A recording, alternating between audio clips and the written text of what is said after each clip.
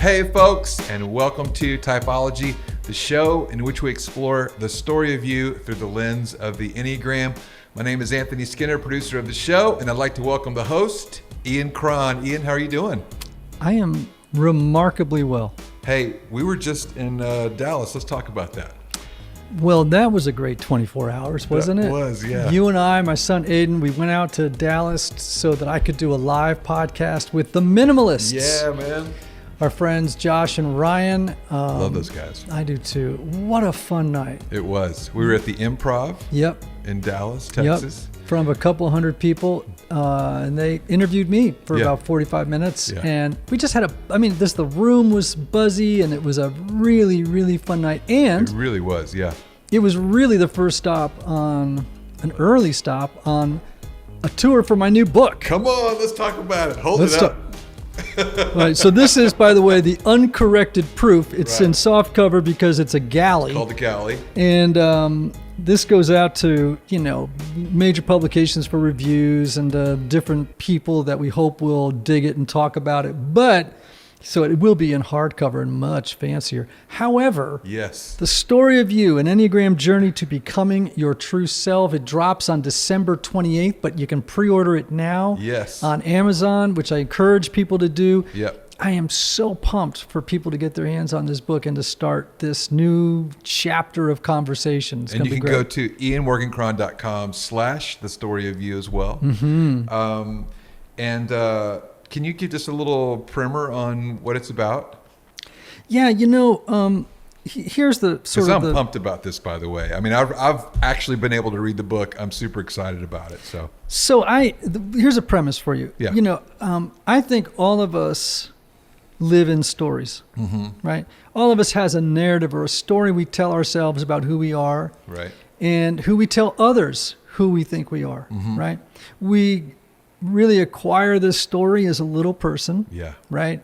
And that story actually comes to define us, and it actually, in many ways, shapes our personality, right? We act out of it sometimes knowingly and many times unknowingly. Yes. Yeah. Now, the problem is, in this broken world, is that many of us end up in broken stories. Right. And those broken stories may have helped us as little kids to understand what was happening to us. But it's so sad. Some people bring early childhood broken, mistaken stories about who they are, what their value is, about what the world is like into adulthood. Right. They never get rewritten. Right. They never get edited. Right. They just drag them into adulthood, and they're trapped in the wrong narrative. It distorts it makes them unhappy. It distorts their personality. I've seen people stuck in bad stories that has ruined their lives. Right. Yeah. It's ruined their lives. Yeah. And so what I'm excited about is when I get to tell a person, you don't have to stay in that old story. Right. It's broken. Yeah. Right? You have the freedom to rewrite the narrative of your life. Now, it's so exciting to me. Now, here's the kicker. Yeah. I think that the 9 Enneagram types, yes, they are personality types. And I would say that they're 9 stories that people acquire as little people, right? And live in without any sort of knowledge that some of it is not going to work for you.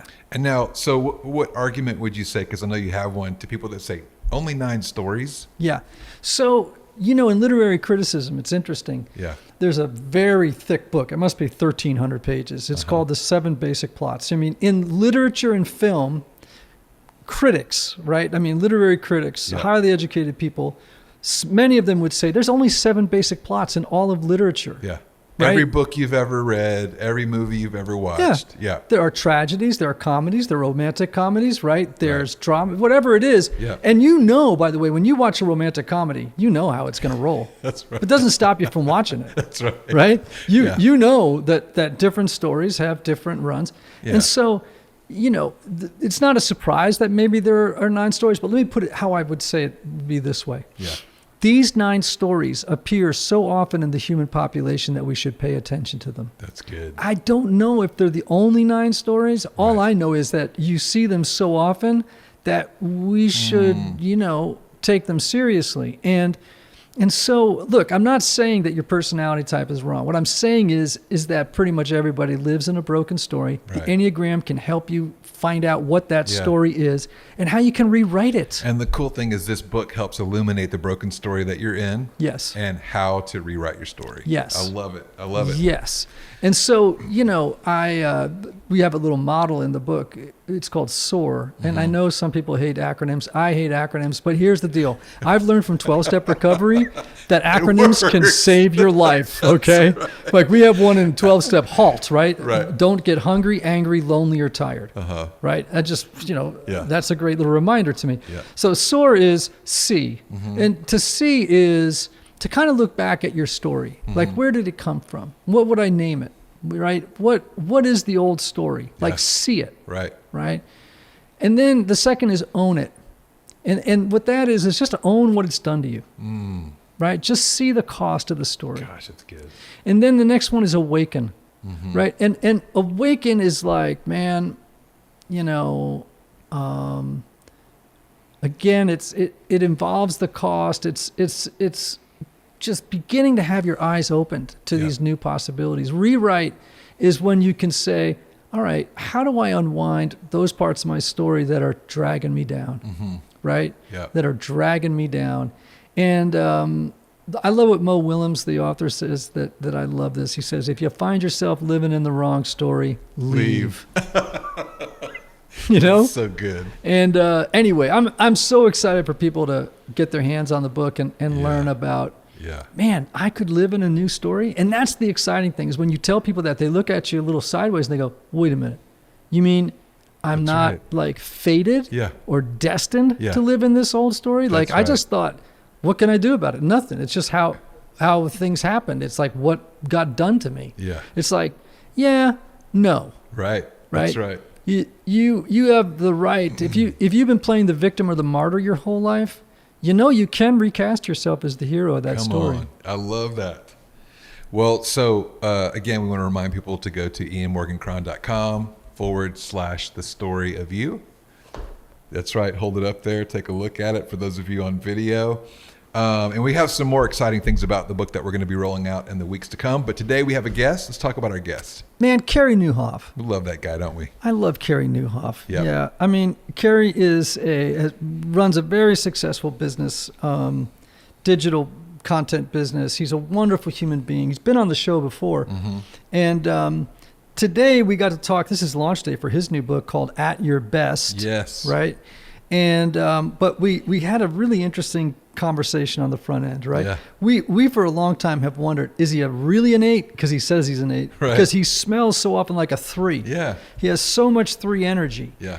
And the last time we spoke to him, we got off of that conversation and thought for sure he's not for sure he's a 3, but man, I don't know. We felt pretty confident. Well, we just were like, I don't know. Yeah. Right.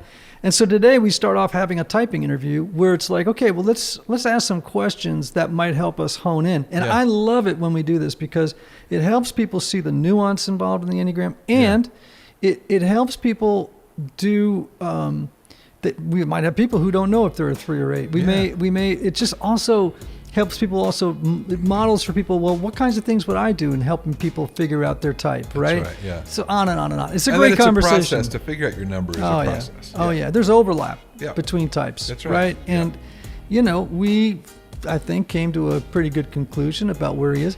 And that doesn't mean, we always tell people, you're all 9 types. So don't be surprised if features of another type show up in your type. Yep. Yeah. And so anyway, it is a fun interview. Are you ready to get to it? Let's do it. All right, everybody. This is my friend, Carey Nieuwhof. Wow, Carey Nieuwhof. Welcome back to Typology, friend.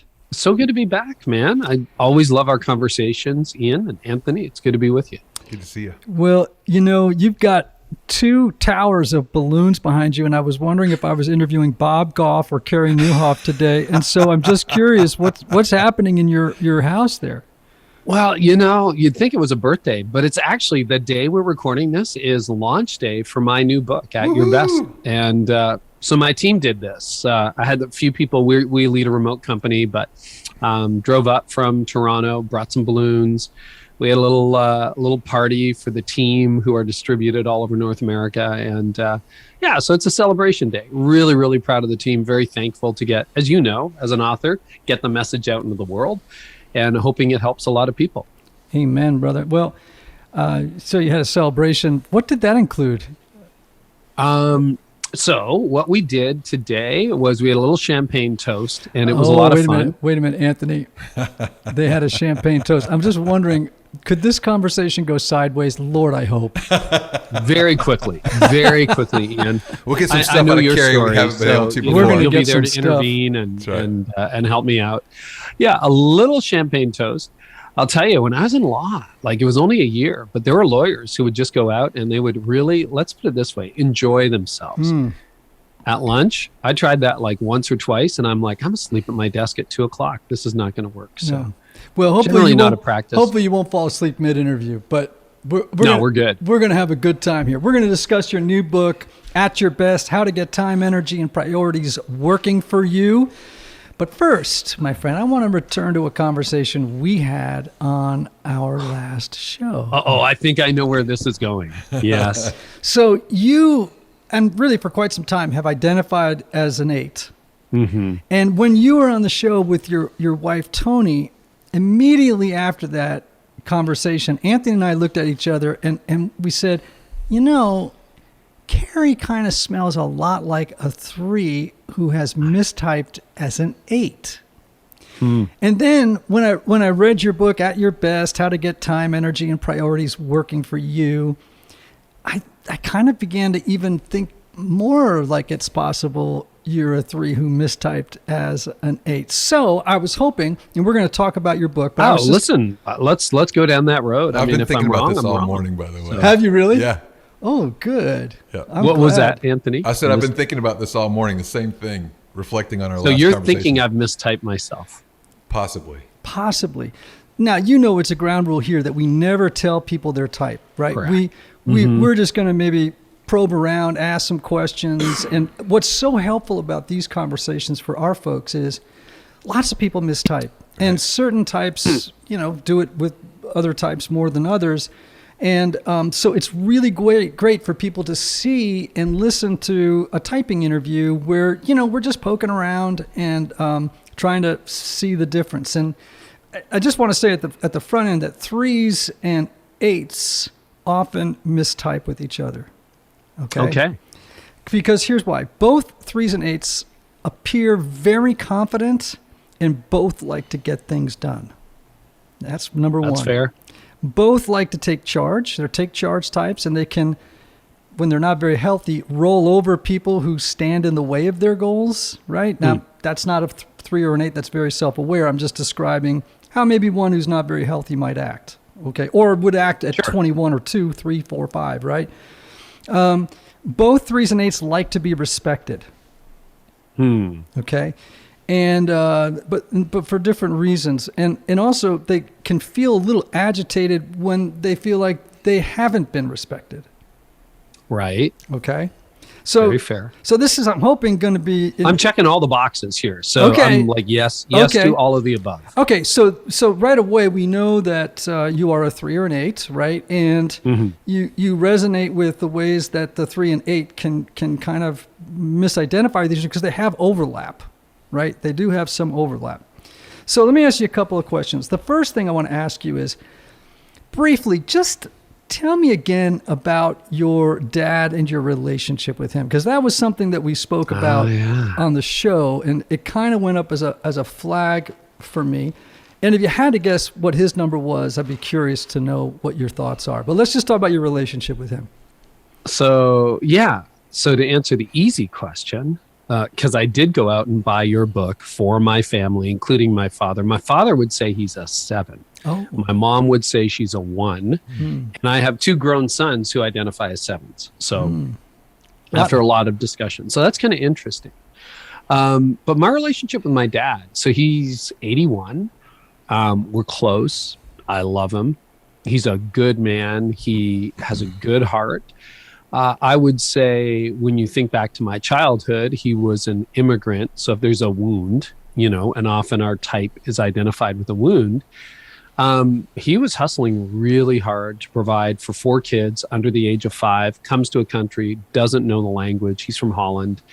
Did a bunch of stuff, like everything from drive a milk truck or bread truck to backbreaking landscaping, and then got into this apprenticeship as like tool and mold. So tool and mold maker, works with his hands on machines. So he produced the metal part that you'd pour plastic into and out would pop a taillight for a car or that kind of thing. So that's the work he was in. And then he worked a lot of hours. So I'm a firstborn and 3 younger sisters, all within 5 years of each other.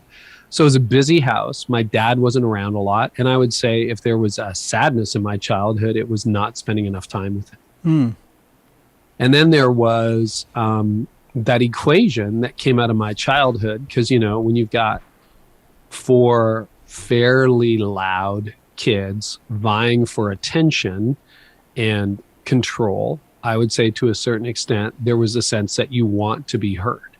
And there definitely is a performer aspect to my personality, so I would equate success, love with performance.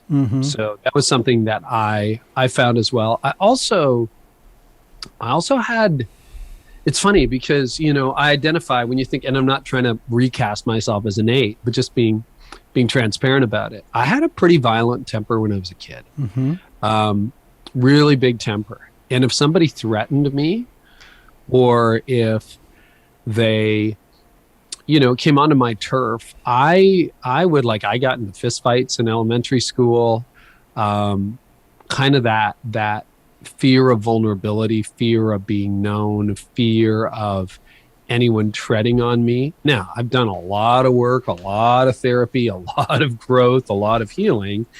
And so that rarely surfaces anymore, but that whole idea of like, I don't want to be controlled, but I also want to perform. I also, good grades matter. It's book launch day. I'd be lying if I said I wasn't tracking where it was charting on Amazon. And it feels good to be doing very well. We're very pleased with this launch, but I don't know that it's devastating or like I have to lie about it. If it didn't go well, if it didn't go well, I don't have to cover it up. I don't have to tell stories. So anyway, but I'm getting off track. But that's a little bit about my relationship with my dad. Okay, so I just remember last time we spoke, there were some tears that came up when we spoke about your dad, and I just wanted to poke around and find out what that was about.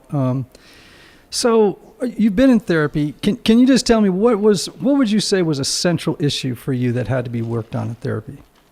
Oh, there's a bunch. Going back a couple of decades, what would you call it? Emotional health. I was so busy with outside stuff, so dominant. Okay. One of the things we definitely had to deal with was a domineering presence in my key relationships. It wasn't fully like, people wouldn't say it was my way or the highway, but I had a way of like getting my way.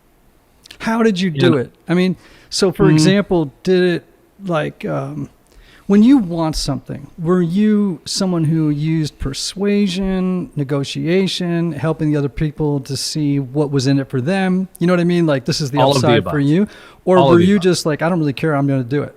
Like, I'm just going to... That too. And actually, if all of the above didn't work, it was, well, screw you, I'm going to do it. Yeah, but your first impulse was, let me just try and persuade you. Let me try and negotiate. Let me help you see the reason that this is a good thing for everybody. It's a win-win.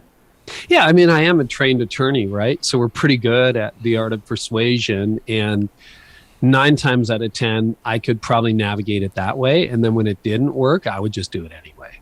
Okay. So normally the 3's default, the 8 is to, okay, let me just persuade and let me sometimes charm and kind of get you to see the reasoning here and, get you on board, that sort of a thing. The 8 is not really concerned about that. It's kind of like out the door. It's, no, we're doing this. You know what I mean? Like okay. it's a lot more aggressive. They would start with where you went to in your last resort. Yes. Right. Okay. So they would flip it. Yeah. Now, a 3 will do the same thing. What happens to the 3 is that persuasion, negotiation, bargaining, and those tools don't work to get what they want. They will sometimes roll over someone who stands between them and the goal. So that's the 3's last sort of resort thing, but that's what they tend to do. The 8 will do it much faster, much earlier in the process than a 3 will. Okay, so let me tell you this story, which hasn't really made it outside our family circle. But this is an example of like me at 17. So we're driving to Washington, D.C. It's the Reagan era. Okay, so there's no Google Maps. There's no any of that. And we're navigating on this map. And my mom says this is just emblematic of like trying to raise me. And please pray for my parents. They had a hard time sometimes. But anyway, we're driving, trying to find the White House on Pennsylvania Avenue. So I'm navigating in the passenger seat and I've got the address. And I'm like, okay, it should be right here. And they're like, well, that's not the White House. And I'm like, no, but I'm sure it's right there. And so they're like, yeah, but that's not the White House. So we circled around. You know how that goes, pre-GPS. You don't know exactly where you are compared to the map. And finally, I just got so frustrated. I just said to my parents, well, that's it. Then they moved it. I know I'm right. You're wrong. Like, and my mom is like, that was your childhood. You were just always right. Didn't matter what we could say. And so I have therapied and prayed me out of that position most days on my good days. But that is my default nature. That is, no, you're wrong. I'm right. Get lost. Okay. Were you a sensitive kid? Once you got in, yes. And I would hide it. So I was very easily hurt and offended. But I wouldn't let you see it. Okay. So if you knew me, you might find me in the corner wincing, but it would be brave face and then go cry in the corner after. Okay. So, and by the way, 8s do that, but so do 3s. 3s, no matter what's happening, no matter how bad things are, a 3 will project an image of confidence, coolness. We're going to take care of this, right? So, and they'll, maybe have feelings a little bit about it offline, right? But they're not going to show they're flustered. It's all good, man. It's all good. We got this, Do you like practical results or huge results? Can you define a little more? Because I like them both for different reasons. Yeah. Well, if 3s, for example, they don't mind big results, but they also get a lot of satisfaction from just getting positive results for their efforts, whether they're big or small, right? An 8, on the other hand, generally likes big results and big impact, right? They're less concerned with smaller details and tasks and smaller items. It's much bigger stuff. They're definitely the second. Definitely the second. And Tony, my wife, Tony, who you know, she will say if it's it's go big or go home, or if anything's worth doing, it's worth overdoing. My backyard renovation is a good example of that, where we started this little project and now it's this huge thing, and people walk in the backyard and they go, "Wow." It's like, well, if anything's worth doing, it's worth overdoing. So definitely big results would be my thing. I tend to be, as I get older, more grateful for the practical. And if it doesn't work, and if you don't hit your target, you can find some dignity in that. But the unhealthy me would just be like, well, that was a complete failure. Why did we even try? All right. Last question for you. Are you someone who can accurately read what's required or expected of you in different situations, and then you can adapt? Or do you, by nature, like to rebel and push against social norms? I tend to push against social norms, and I need other people to read the room for me. So I've relied for a long, long time on people. Sarah Piercy, who's been on my team for over a decade, will go into meetings and she'll be like, you can't do that. I'm like, why not? And she goes, well, did you see how you just shot down that person's ideas and this person's ideas? And I'm like, okay, help me understand. And we just came off a Zoom call at lunch with our mutual friend, John Acuff, and hundreds of people. I was supposed to be ready with the details. And I'm in the middle of the Zoom call going, oh, crap. Like, I was so focused on what I was going to say, I didn't pay attention to this. So I called my assistant, Carly, in, and I'm like, hey, Carly, I'm putting you on the spot, but like, how do we do this contest thing? I don't even know. So I put her on the spot. So I tend not to be, it's funny because if you screw up a detail, I will notice. Like, you burn out, you don't fix that burned out light bulb, I will notice, but like, I don't worry about the details. Okay. I think we got an answer. Yeah. When he said the last thing, you and I both kind of relaxed and like, Yeah. oh yeah, that, Yeah. okay. Yeah. But it's interesting. It's like, it makes me want to, I wish that I had like a day with Carey, because it just shows you it's so much about motivation, because in so many ways I'm experiencing you as like, you present like a 3. So that's just interesting. I'm glad we got I to present talk like through a that. 3. Really? You guys think it's a 3? No. We think it's Oh, we we think it's an think 8. you're an 8. We think. Oh, okay. Yeah. Okay. Yeah. But I'm just saying, there was a lot of 3 energy in our last conversation. There were phrases that you used. There were things that you said that were like textbook 3. Yeah. It doesn't mean you are a 3. It's just, it came out. And when I hear those things, I'm like, gee, I wonder if I should, kind of tease a little bit to see what's going on. They're both aggressive types. And I hope what this does is help people realize how nuanced the Enneagram is. And sometimes you really got to scratch a little bit beneath the paint to find out what's really going on. That's so healthy. So when I read your book and some other stuff on the Enneagram, but particularly The Road Back to You, and when I've done my IE9, what I resonate most with, and again, this is decades of therapy, decades of prayer, decades of like work, hopefully growth and emotional intelligence.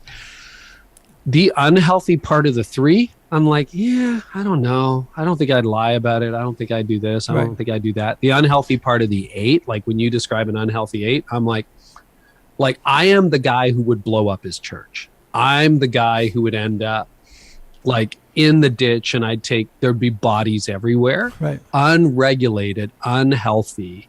And so what I've done is a whole lot of work to move out of that place of unhealth. But when I hear about moral failure, I hear about some leader who ran their organization to the ditch. I'm like, oh, I get that. I know how that happens. Yeah. Now, pray and hope that never happens to me, or with me, or through me, or because of me. But I identify with the unhealthy parts of the 8 to a T. Great. Okay, everybody. So you just heard a very brief typing interview with someone that we thought could either be a 3 or an 8. We landed on an 8, but hopefully you, as I kind of went through those questions, saw the kinds of things I was asking that might be helpful for you, as maybe you help somebody try to figure out their type, if in fact you know enough about the Enneagram that you could do it. So that for me is always exciting. So thanks, Carey. Let's talk about the new book, man. At Your Best. Hey, yeah. Let's talk about that. I mean, I read a good portion of it. It's wonderful. Tell everybody what it's about. And today's launch day of this brand new book, what's the core message of it that you are so excited for people to get? Well, in many ways, it's a really nice dovetail from where we just landed on the typing interview. It's basically a roadmap to help people figure out how to live in a way today that will help them thrive tomorrow. It is not that hard for me to be unhealthy. I can get overworked, overwhelmed, overcommitted. I can get into this stress state. I burned out 15 years ago. And when I get there, I can get very, very unhealthy. And so this book is really an attempt. It's the way that I reconstructed my life after burning out. And I thought that was like a personal project for me. So I worked on that for about 5 years. Again, as we talked about already, lots of coaching, lots of counseling, lots of self-reflection. I'm like, can't burn out again. Don't want to do that. Too painful. Not going back. And then I started approaching time, energy, and priorities differently. And it really started to work. Like, I got healthier, our marriage got better, I became a better parent, I was better at work, I was a better boss. And I'm like, oh, this is a neat little system. And then people started asking me, like, how are you getting so much done? I started sharing some of the principles. And then I realized, oh, this works for people. So actually, the At Your Best strategy is something that we finally put in book form so that hopefully we can get it into the hands of tens of thousands of people. Wow. So I hope it's more than that. So that's the nutshell to it. All right, man. So there's a bunch of, you just mentioned one, you've got a stress cycle, you talk about a thrive cycle. So cycle me through the cycles, if you will. So I'm the trying to stress figure spiral, that out. The stress spiral is basically the default for how life operates today. And it's characterized by 3 states of being. If you feel overwhelmed, overworked, and overcommitted, which is the vast majority of people today, something like 70% of millennials and Gen Z said they've experienced some form of burnout in the last year. People are just perpetually exhausted. There was a Deloitte study that came out that said 82% of senior executives leave the office or close their laptop every day, physically and emotionally depleted, exhausted. And then you're bringing that home with you, right? So it's that place. And the book really focuses on 3 things: time, energy, and priorities, because those are the 3 assets we have to steward, we have to handle every day. You have a certain amount of time. Your energy, which not a lot of people pay attention to other than thinking, gosh, I'm tired, right? Your energy levels, they wax and wane over the course of the day. And then priorities, you have the things you want to do and then the things you end up doing. And often the 2 lists don't match. So you put in 10 hours, you're tired at the end of the day. You look at everything you were supposed to get done and none of it got crossed off your list. And 17 new things got added to your list. So in the stress spiral, the way you approach time, the way I used to approach time, the way many people approach time is we don't focus our time. We don't think about our energy, so we never leverage it. And then we allow other people to hijack our priorities. So that's the stress spiral. And on the other side of that, this system that I've sort of developed over the last 15 years, and again, learned from a lot of really smart people. It's not all unique to me, but is the thrive cycle. And that's where you focus your time, you start leveraging your energy, and you realize your priorities by living in a way today that will help you thrive tomorrow. And the heart of that is to figure out what you're best at and do it during your best hours of the day. So we can unpack that if you want, but that's the overview. So as I understand it, it sounds to me a little bit like, and you were just mentioning it, it's like, well, when you get up, this is a rule I have, when you get up in the morning, do what's hard first.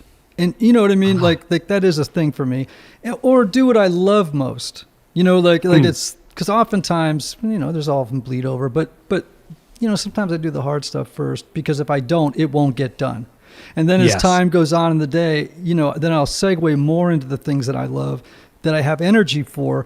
But if I don't start in the morning, like, let me give you an example of this. Before I have I've learned this now. I used to sit down, drink a cup of coffee, read a book, right? Now what I do is I have my 20-minute meditation sit first, because I know that if I get into it, I will not do the priority there, which is get my head on straight. I'll just wander off into madness, and I'll get to the end of the day and I'll go, didn't do it. Or if I don't start the day off with, my creative reading and writing, it won't get done. So I don't know if that fits into that cycle or not. The thrive cycle, I guess, is like, it does. Actually, that's very similar to what I do. I start my day with prayer and scripture. And to me, that's become foundational, particularly even now as a guy in my 50s, kids who have flown the coop and are out on their own, you tend to have a little more time, a little more control over your calendar. 20 years ago, that was 15 minutes. Now it's closer to an hour, sometimes an hour and a half. But it also involves reading. It involves reflecting. It involves planning the day. That's sort of the first hour. But the fundamental concept, and this would be fun to do because I don't know the answer to this question, and you guys can both play on this one. The theory is, and this is brain research and personal experience, that most of us actually only have 3 to 5 peak hours in a day. That neurologically, we're not robots. We're not wired to go, like if you're writing a book and you've got a new book coming out soon, you know that you can't write 17 hours a day. No. Even if you have a deadline, or you can produce trash if you want to write 17 hours a day. But, most of us, if we're writers, it's like an hour to 3 hours a day of really intense writing and maybe 1,000 words. That's a really good day. Yeah. And, Cal Newport says when it comes to deep work, we have about 4 hours. So the clinical answer seems to be 3 to 5 hours. And the hours in which we are at our best vary. So I'm about 7 to 11 a.m. is my peak hours where you're in the flow. You're capable of producing your best work. Assuming you're working out till 3 a.m. the night before, or the dog didn't wake you up, or the baby didn't wake you up. In the normal ebb and flow of life, there are repeating patterns. I'm curious, what would you guys say your peak hours of the day are? Because there's also night owls, and a lot of people are midday people, afternoon people. I'm morning. I am definitely 6 to noon. Definitely. 6 till noon. Yeah. Okay. So 7 to 11 if we go by the 4-hour rule. But I would say I'm definitely a morning person. Same. 6 till noon. How about you, Anthony? I used to, as a musician, late hours, even into the early morning hours, but after children, it's same thing, 6:30 to probably 11:30, something like that. I became a morning person when I became a dad. Yep. It bumped up a little bit when I got married, because Yeah. in my final year of college, I remember this the other day, I'd forgotten about this. I think my final year of undergrad, I didn't take any classes that started before 11 a.m. because I didn't want to get up. And I wasn't sleeping well. I was just doing a lousy job at life at that point. But it was so lazy. And now I'm generally up well before 6, sometimes between 4 and 6. I generally don't set an alarm. But even if you're a night owl, you got 3 to 5 peak hours. And if you're an afternoon person, lots of people are midday people, maybe it's 10 to 2 or 1 till 4 or something like that. So the thing is, do you eat the frog before breakfast? Because that is really good advice. Some people would say once you get, so let's take your meditation, your quiet time, whatever you want to call it, put that aside. That's something I offer up to God as a person of faith in my own life. But when you're getting into work mode or life mode and you're moving beyond that, there are different theories. Some people are like, go crush your to-do list, start with your inbox. Something like 56% of all people start their day with email. I don't know that that's your best thing, because there's a very narrow gifting, a very narrow bandwidth where you are truly at your best. And it's kind of a Venn diagram of gifting. How are you wired? What are you uniquely capable of bringing into the world? Passion, what generally over time fuels you? What do you enjoy doing? And impact. So, for example, as an author, Ian, I hope you wrote a good book. I'm sure you did. I've read your previous writing. It's fantastic, right? But you know that if you write a great book, things are going to go better for the Cron universe down the road than they would be if you wrote a not very good book. Right. So you got to get that book done. And there's a big difference between you writing at 8 a.m. and you writing at 8 p.m. Like, it's just, you get 24 equals hours in the day, but not all hours feel equal or produce equally. So the theory is your energy surges for about 3 to 5 hours in a day. Take your most significant work, the work that moves your needle. So it could be if you're in sales, doing sales. It could be if you're planning the next year's strategy, that you need to sit down and do some really deep focus for 3 or 4 mornings or 3 or 4 afternoons for 2 to 3 hours, where you think about, okay, what are we going to do in the next quarter? What are we going to do in the next 4 quarters? How are we going to better serve our customers, our clients? That kind of deep, uninterrupted thought is the best use of your green zone. And so I call that your green zone. And then there's 2 other zones in the day. Your red zone is when you either need a nap, more caffeine, or a run around the block because you can barely stay awake. For me, that's 4 to 6. And then everything in between is your yellow zone. You're neither at your best nor struggling to stay awake or alive. Leave your least significant work for your red zone. That's a good time for people like us to plow through email, to fill out that expense report, to check the spreadsheets, to, just do some routine, not very deep work, or take a nap or go for a walk or go for a run. And then your yellow zone, that can be a time for important work, but stuff that isn't most critical. Your meetings. I do all of my, I have a podcast like you with millions of downloads. I do all the interviews during my yellow zone, because the prep, getting ready for a podcast, actually determines the quality even more than the quality of the interview. Because if I'm not ready, I'm going to pay for that. So green, yellow, red, those are the 3 zones in the day. Do what you're best at when you're at your best in your green zone. Your stuff that's moderately important in your yellow zone and the least important in your red zone. And that's what you call the energy clock, right? Yeah. And those are different for different people. Correct? Correct. Yeah. Actually, we just uploaded that today on launch day, but the book's relatively interactive. Yeah. So when you buy a copy, you can go to At Your Best Today, download your personal energy clock. And then it's the same thing. Actually, when you think about typing me, I have given hours, days of thought to my Enneagram type. You're both specialists in this. I think if you're a young leader, it might take you a month to figure out what your peak hours are because you haven't thought about it. If you're a little bit older, maybe you thought about it more and go, oh yeah, definitely like 10 to 2 or 8 till noon or whatever. But take your time, try to figure that out, and you can adjust it over time. Also, life events will change. If you have another baby, your green zone might get shorter because you're more tired, or it might get longer if you move or start a different job. Or you move to a different time zone and you never fully adjust. Mornings are not on the West Coast what they used to be on the East Coast. So the whole idea is that this is a system that can work with you in the different seasons of life. And, I started it when I had kids at home, and then they went through university, and now I'm an empty nester, and it seems to have held up through those 3 seasons and through different jobs too. I was a lead pastor of a church. Now I run a communications company, full-time digital company. And these are things that scale and flex with you. Yeah. So I would say for me, just thinking about it, I would say I am most spiritually attuned at 6 o'clock in the morning. That's I would just say that early hour to me is the moment when I'm most spiritually awake, aware, and hungry. I'm the same way, and after that first hour, it starts going south from there. Well, I mean, but that's okay, right? Yeah, right. So that's where my first hour is, right? And it's also a priority for me because I also know what it does for me the rest of the day. If I'm not grounded, so I do my 12-step reading, I do meditation, I read spiritual literature that is enriching and exciting to me. Then I go to work, right? So let's say from 7 or 7:30 to 11:30, that's when I'm hot, okay? My brain is fresh, I'm ready to go. I would say I hate to say it, I'm as a 4, I'm following a very traditional pattern here. Then between 11:30, let's say 3:30, that's definitely my yellow zone. Yeah. Now I would say, and a lot of podcasts get done during that time. However, I'm actually usually very prepared for interviews. Like I really do the work. I don't come in flying by the seat of my pants. Right. I've gotten pages of notes and I read the stuff, and a lot of that times when those are the days, that's part of the green time, right? And then then the red time for me is late afternoon. That's when I go running. I love to walk late in the day.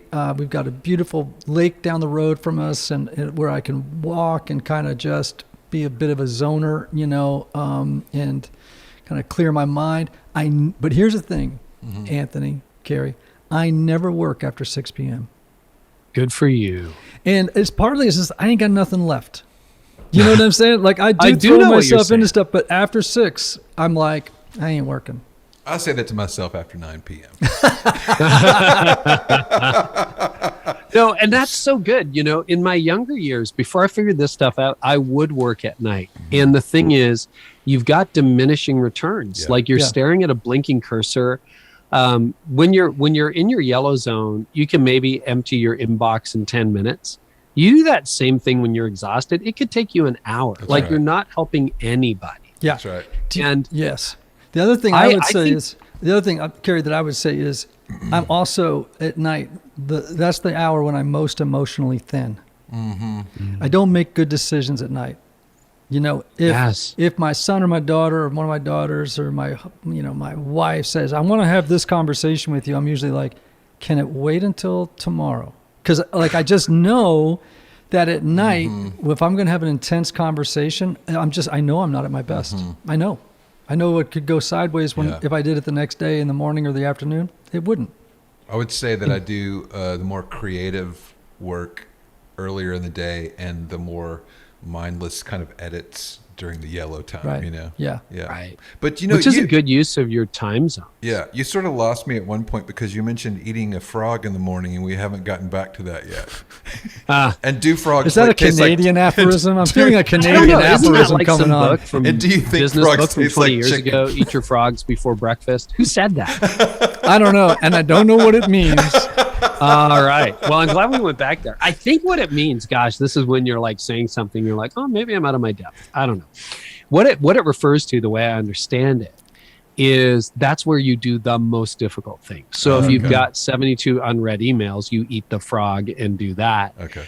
I would push back against that a little bit, because I think it's better to do the things that most move the needle. Like if you've got a mission, if you're, writing a book, if you're planning that next quarter, if you're doing those things, what are the things? So I boiled things down to 5 things that I know in 25 years of leadership. If there's a clear and compelling vision, if I'm creating content that is connecting with people and serving people, if my team is aligned and they're getting along, if the culture is healthy, and if we have the money we need to do this for longer. Like, we don't have to be rich, but we're not going bankrupt. We're not in financial trouble.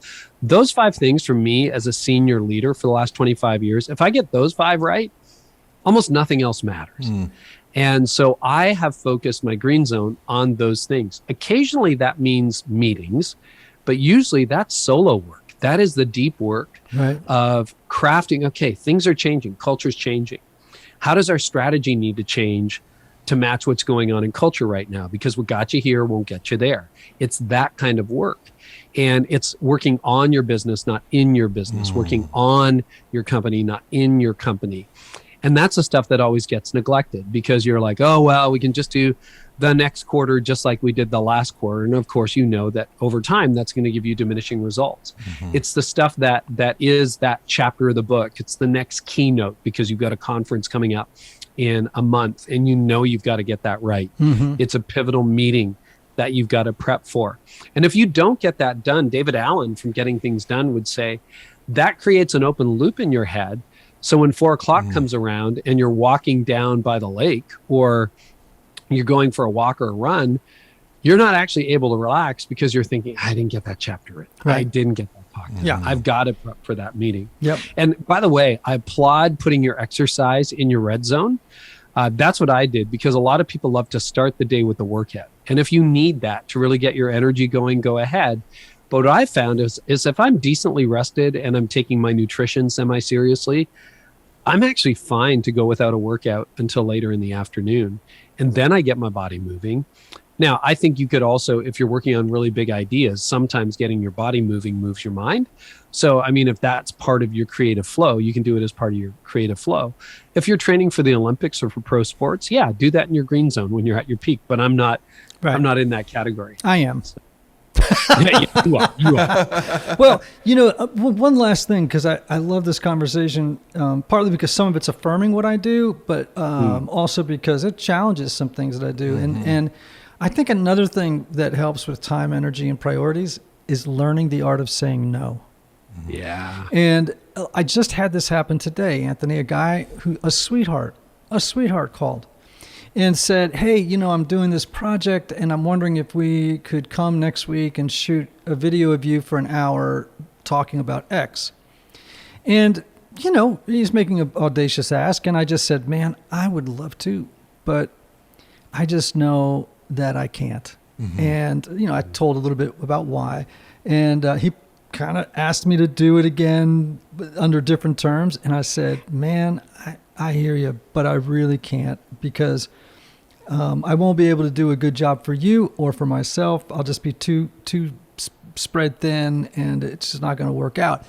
And I think you talk about this in the book, right? Is like learning the art of saying no to people, and you actually learning how to say it nicely. And I think I did today. It was like, man, what you're doing is really important, but it's just not mine to do right now. Or limiting those kinds of, because you literally talk about limiting certain kinds of areas that you give out your energy to once a month or so.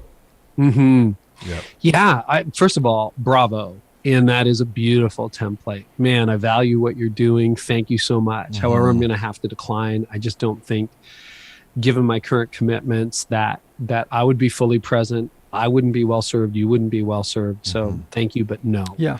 That's very fair. That's not like no. That's not like I'm going to block your number. And it's not rude. And emotionally mature people understand that. Healthy people respect those boundaries. You know, if I called you up, because usually we work fairly well in advance, And, if I called you up and said, hey, Ian, what are you doing Friday? Can you be on my show? You might be like, well, Carey, that's like 24 hours notice. Like, I'm not ready for that. And, we'd hammer it out. But I think there's a rhythm to life. And what I would say to that is that's the hardest part for me. I think I wrote that section of the book for me because in a perfect world, I'd love to say yes. I'd love to help you with that video shoot. I'd love to be on every podcast that asks. I'd love to do every event that requests me to do it. But I have limited time. I have limited energy. And I have some priorities that are really important. My marriage is important to me. Being a dad is important to me. I'll give you a good example. It's launch day. I got a guy I really want to see, young leader I've been building into, who's up from California. And he said, what are we doing on launch day? And my calendar was free. I said, it might work out.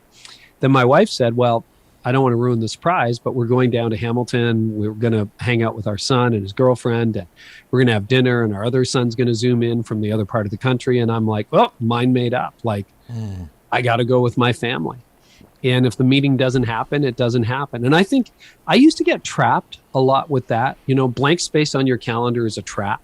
It looks like freedom, but it's really jail. It's just disguised as liberty. So a good example for any young parents out there, and you can relate to this having raised kids, right? Saturday used to be a blank space on my calendar. It was my day off. And then people ask me, hey, Carey, what are you doing Saturday? I'm like, nothing. Good.